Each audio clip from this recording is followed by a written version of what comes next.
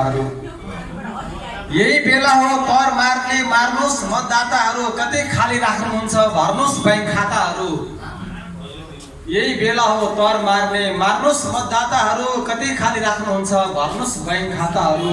यो मौसम हावाहुरीको हो, आधी तुफानको हो, ठिक्क पार्नुस् दाता आउँदा उडाउन छाताहरू। धन्यवाद। र यो विशेष कार्यक्रममा सम्पूर्णप्रति हार्दिक आभार व्यक्त गर्दै म मेरो कविता सुनाउँछु। कविताको शीर्षक रहेको छ पार्टी प्रवेशको समय आयो। पार्टी प्रवेशको समय आयो, एकछिन चुप लाग्नुस्, एकछिन चुप लाग्नुस्, म खोजिरहेछु शान्त परिवेश। एकछिन चुप लाग्नुस्, म खोजिरहेछु शान्त परिवेश। म सोचिरहेछु अशान्त मनले, म रोजिरहेछु विचारको स्खलन। हल्लै हल्लामा गरेको हिजैको गृह प्रवेश अशुभ पर्न गएछ, आजको पार्टी प्रवेश त शुभ हुन दिनुस्, एकछिन चुप लाग्नुस्। मेरो रगतमा घुलेर बसेको सत्ताको आसक्ति, प्रभुको भक्ति, सिद्धान्त प्रतिको विरक्ति, मुखरित हुँदैछन् यत्र तत्र, द्वारहरू खुल्दैछन् सर्वत्र। चिनाहरू हेरिँदैछन्, चिन्हहरू हेरिँदैछन्, घरबार मिलाएर दरबार छिर्ने पलाएका छन् मनमा आँकुराहरू, तयार पारिँदैछन् सिर्पेच टाकुराहरू। हल्ला नगर्नुहोस्, आशीर्वाद लिने समय आएको छ। भर छाडेर अभरको भर पर्नु छ, द्वारहरू भटाभट खुलिरहेछन्। हरिद्वार छोडियो, हवलदार छोडियो, मलद्वार मोलियो, चिप्लिँदै लर्किँदै भर्खरै पुगेको छ प्रवेशद्वार। अघिल्लो पटक हल्लामा हल्लिएर अशुभ भएको शुभ बनाउनु छ, शान्त बसिदिनुहोस्, खुब बनाउनु छ, मलाई पार्टी प्रवेश गर्नु छ। पार्टी भनेको हुँ, पार्टी भनेको हुँ, हल्ला भयो भने भट्टी सुन्नु होला। पार्टी भनेको हुँ, हल्ला भयो भने भट्टी प्रवेश सुन्नु होला। अझै हल्ला भयो भने टट्टी प्रवेश पनि सुन्नु होला।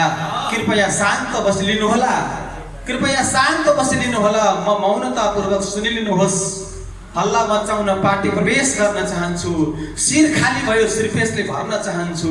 सिर्फेस प्वाकको होस् कि पखेटाको होस्, पुच्छरको होस् कि सपेटाको होस्, बस शान्त तलमा ढुङ्गा फ्याँक्नु छ। मनमा सोची तयार छ, कतिलाई न्याक्नु छ। ओ महाशय सुन्नुहोस् त, मेरो नाम यता फलाक्नेवाला छ, नभए त्यता फलाक्नेवाला छ, नभए उता फलाक्नेवाला छ। जसरी सुकै यो होस्, यो टाउकोले सिर्फेस जाक्नेवाला छ। कृपया शान्त बसिदिनुहोस्, कृपया शान्त बसिदिनुहोस्। भर्खरै खबर आएको छ, लडतर होइन जब्बर धाएको छु गर्दै टिङ टिङ मोबाइलमा सन्देश आएको छ। मेरो ठ्याक्कै पार्टी प्रवेशको समय आएको छ। धन्यवाद।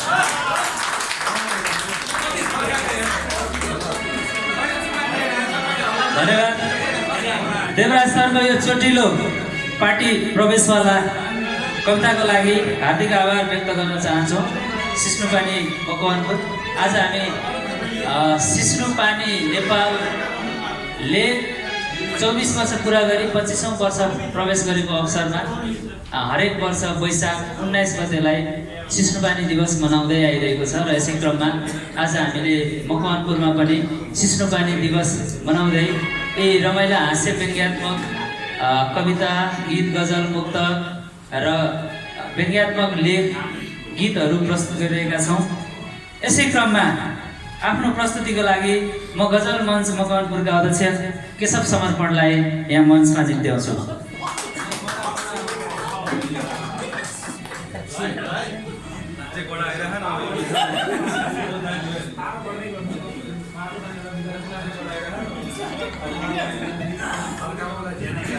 धन्यवाद।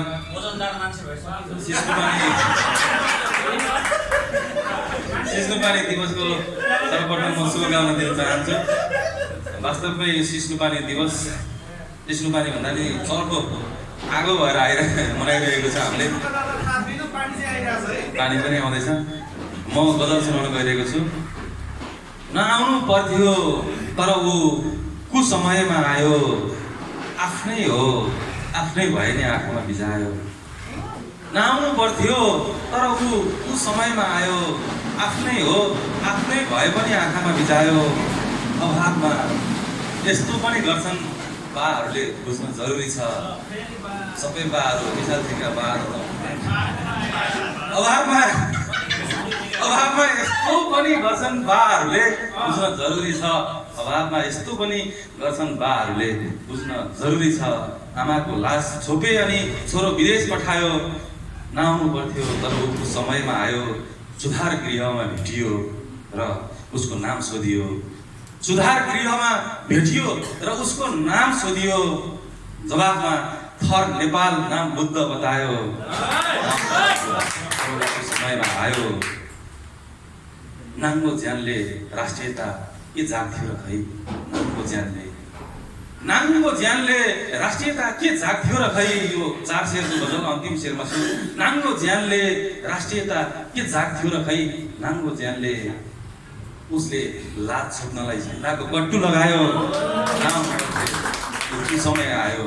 आफ्नै हो, आफ्नै भए पनि आँखामा बिचाए। धन्यवाद।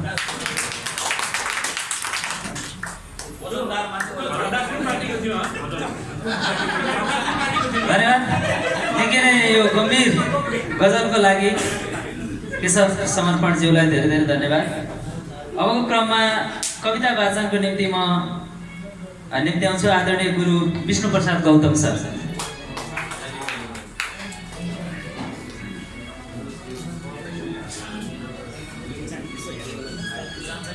धन्यवाद।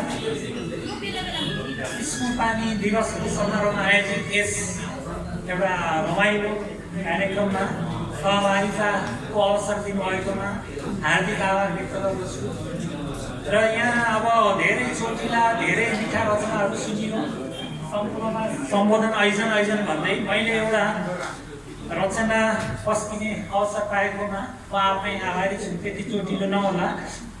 मेरो रचना छ कविता केजरीवाल जस्ताको को नेपालमा छ खाँचो। अहिले सन्दर्भलाई जोड्न खोजेको छु। चिया चौतारीमा आजकल चुनावकै छ चर्चा। सबै दलले मिठा मिठा छर्छन् खाली पर्चा। सबै दलले मिठा मिठा छर्छन् खाली पर्चा। 5 वर्षमा कसले के गरे राम्रा काम। मुटु मिच्दै जनता रुन्छन् हरे राम राम। मिच्दै जनता रुन्छन् हरे राम राम। लोभी पापी सबै दलका कुरा सुन्दा मिठा। यथार्थमा अभिमानी ब्रह्मी स्वार्थी झुटा। सिद्धान्तको बहस भन्दा हिलो छाड्छन् सारो। सत्य इमानदार नेता चुनाव जित्नै गाह्रो।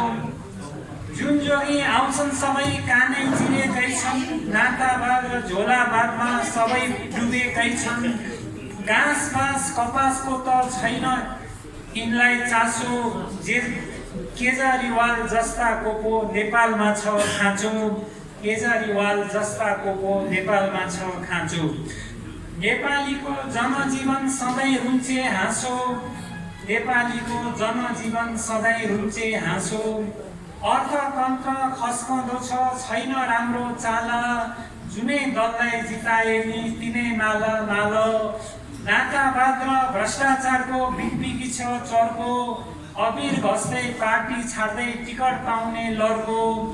अबिर घस्दै पार्टी छाड्दै टिकट पाउने लर्को।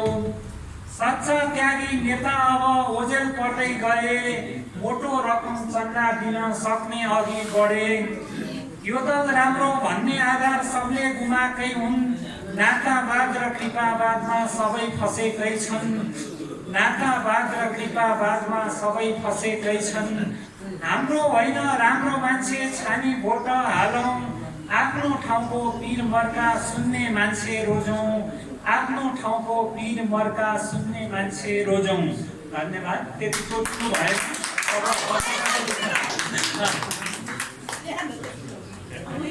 धन्यवाद सबको आफ्नो महत्त्वपूर्ण प्रस्तुतिका लागि। अब यसै क्रममा कवि सुभाष खनालज्यूलाई म कविता वाचनको लागि मञ्चमा निम्त्याउँछु।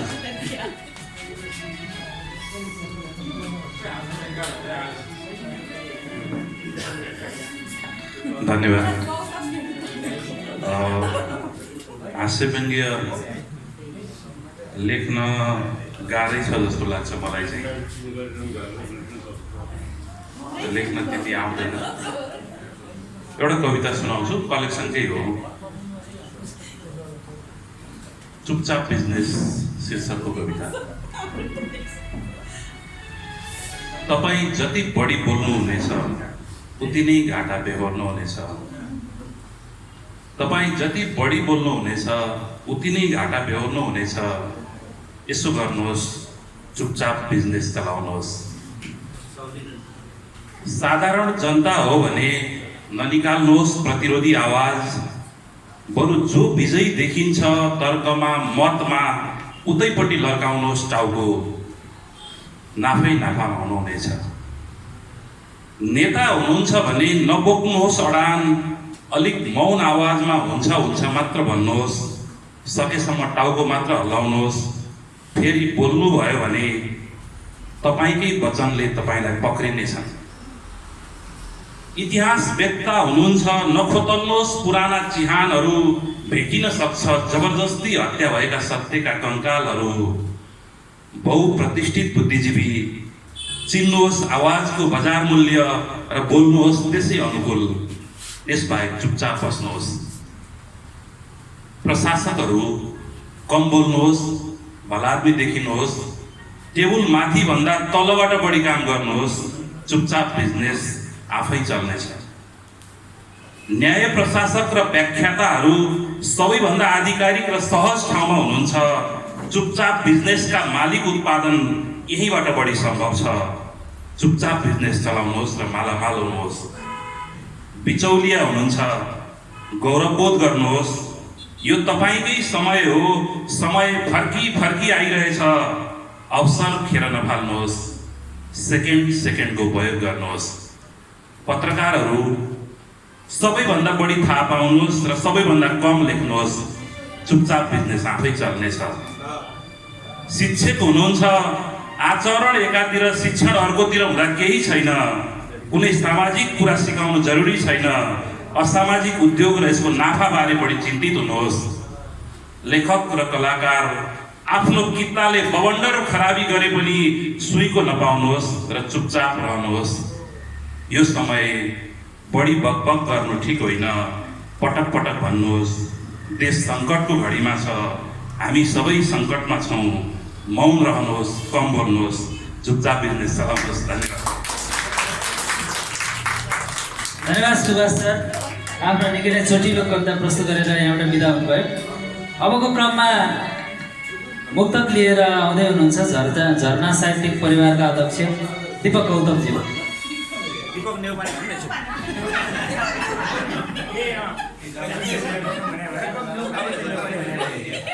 अधिकारी भने पनि